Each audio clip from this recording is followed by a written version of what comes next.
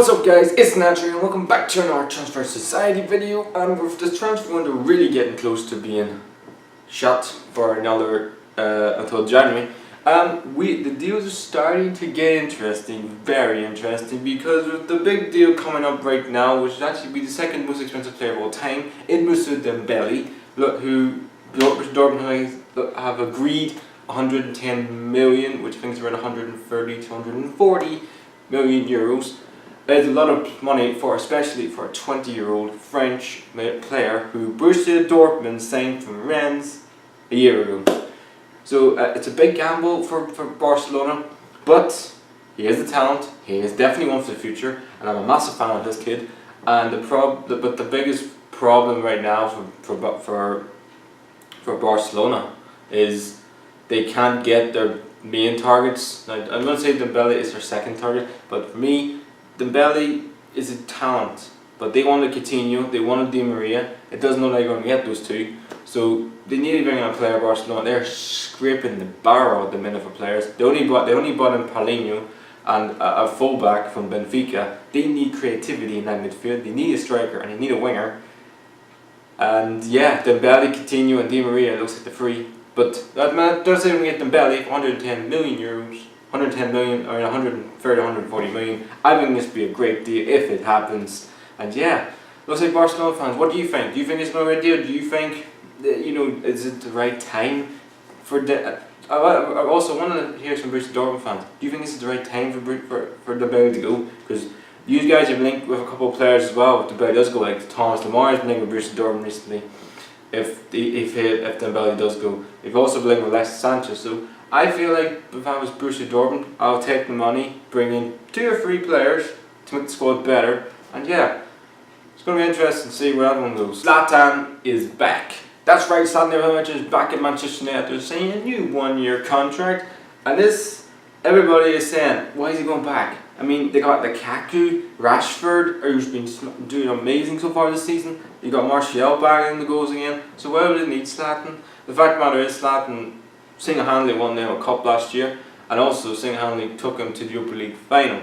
You could say he was injured for most of the season, but he's a big player in that dressing room. But I'm glad Zlatan's back, because for me, he was amazing in the Premier League, and also amazing character. He's just one of the greatest strikers of all time. He's won league titles everywhere he's been. He's won Ligue 1, he's won Serie A.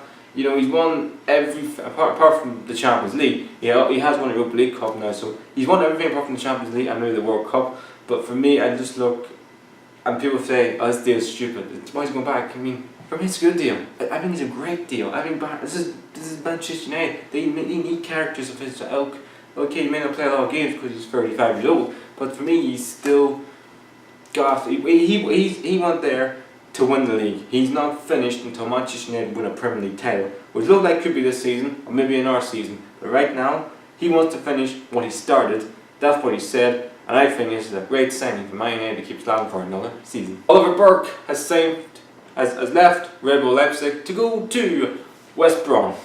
Yeah, I had to actually look this up. So he went from Champions League team who played in the Champions League to go and play Tony Pulis' terrible, awful, horrific football. You know what, mate? I know it's a Premier League club, but man, you could have went to any club. You could have went to any Premier League. You could have went to Crystal Palace. You could have went to Newcastle. It would be a great player if we had him. But you could have went to all those clubs. You went to West Brom. I wanted to go by West Brom, but I think that's a back step in that guy's career. I really do. I think he was bought from Nottingham Forest. Everybody was saying he's the next best thing. He was the Scottish version of Gareth Bale. He went to Red Bull Leipzig. He actually played a couple of games. Didn't play a lot, but I still thought he's only developing. Stay there. To go to West Brom, I think it's a back step in his career. And yeah, it's going to be interesting how he actually does in West Brom, because the Premier League is a hard league, and Tony Pulis isn't the best. He's a great manager, don't get me wrong, but he's not going to excite the league, because they play 10-minute ball all game. It's boring, dull football. But maybe he can lighten up. Maybe he can do something. But for me, I just think it's a back step in the guy's career. And so I'll bring in a player from Lazio. Never heard of him. Hoivet, or whatever his name is. I've never heard of him. Yeah. So I'll bring in unknown quantities really. So They bought in some bloke from Polish guy from the Polish league. Again, I don't know them. Southampton haven't really been active in the transfer window recently. They bought in, yes, they bought in Lemmy, or heard some bloke from Juventus. But again, so I was expecting Southampton to actually bring players, and I know the Van Dijk situation is going overboard, but Southampton need to bring in a quality players. I mean, apart from Tadic, Redmond, and maybe Charlie Austin, there's just no firepower in that front line. And they need to go by a striker, and Malone will keep some of the best players of the season. They just need maybe one creative, maybe an striker to put the ball in there, because it's so Jerry is. But maybe this guy is a decent player from Lazio. I haven't really seen a lot of him last season. He wasn't really the player. Lazio, the player that was unbelievable last season was Keita, but I don't think they had money to buy Keita. So we're really going to be interesting how he does this out. So guys, moving on to my top 5 transfer rumours. Starting off with Alex Oxlade-Chamberlain. He has been able to move to Chelsea recently for £30 million, and I don't think this will happen. 2 reasons. 1, Arsenal won't sell to their London rival, and 2, I don't feel like Chelsea need Chamberlain.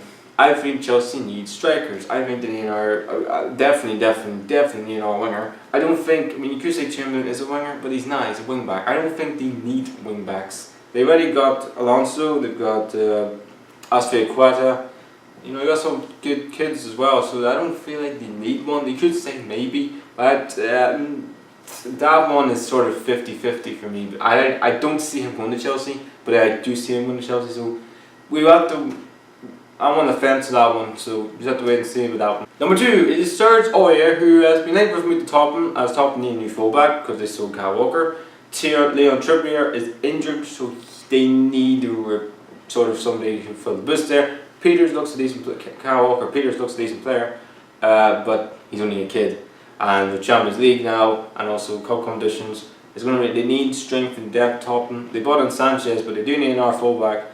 I think Serge Aurier will be that fullback. He has no future at PSG. PSG are on the verge of signing a new fullback from Monaco, and yeah, I think it's the Dembele that's going to be going to PSG. But the fact of the matter is, I do feel like they will get Serge Aurier. Tottenham always do late transfer business every summer. I don't know why they do. Bought him Mississauga last season, transfer deadline day. I literally did. Why don't you just get the deal done 3 weeks ago? You don't have to be panic stations and get the player. But anyway, they always do. I think Serge Aurier will be a top player behind the transfer window. Number 3 is Havant Ben Arfa. This man had an interesting career recently. Well, you could say he was at Marseille. He had an amazing good spell at Marseille. He went to Newcastle. Literally was the player of Newcastle. He was unbelievable. He was doing tricks and flicks and anything. He was like Eden Hazard if Eden Hazard was French. Yeah, anyway, he went to Hull, didn't work out with Hull, I don't know why it didn't. Then he went to Nice, was amazing at Nice. Then he went to PSG, couldn't get in the team because you got Draxler, you got Di Maria, couldn't get him in the team really. So he's sort of right now on the crossroads in his career. But if there's 2 clubs I think he will go to. One of them is a Turkish team, which I think is going to be Benfica.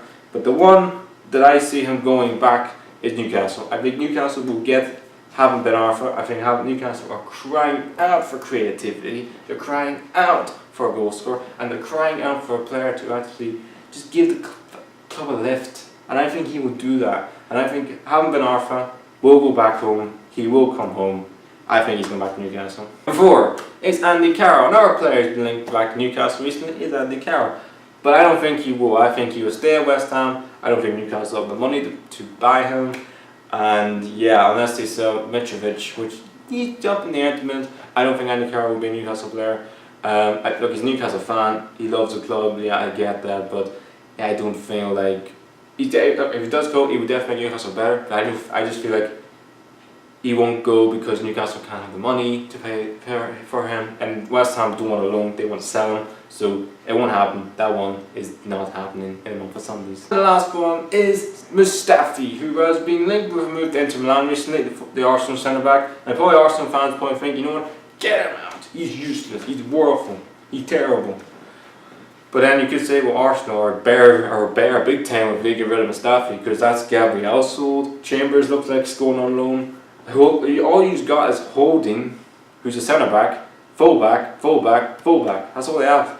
That's all the defenders Arsenal have. And they only have one centre back. If they get rid of Mustafi and Chambers isn't going to go on loan, they only have one centre back, and it's Holding, the kid they bought from Bolton. Mad. And then you got Kolasinac, who's a new signing from Schalke, who's never in the Premier League, and he's a fullback. And then you got fucking Bellerin. I mean, this Arsenal up, and they can't sell Mustafi. And yeah, Mustafi may not be a great player, but he's a centre back.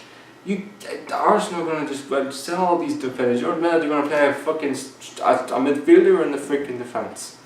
That won't happen. I don't see, unless Arsenal have a replacement in for Mustafi, that ain't happening ever. Anyway guys, that's the end of the Transfer Society for this episode. What do you guys think of the interest going on? Do you think Dembele will go to Barcelona? Or do you think still Coutinho has a chance of going to Barcelona? Or do you think, and this is what I'm really looking forward to, is Alexis Sanchez going to Liverpool? That may actually happen. But we'll have to wait for the rest of the next couple of days to see where it all plans out. I don't know why clubs wait till the last day to do transfers. It's Black Friday, big time. Anyway guys, please like, subscribe to Natural. It's out.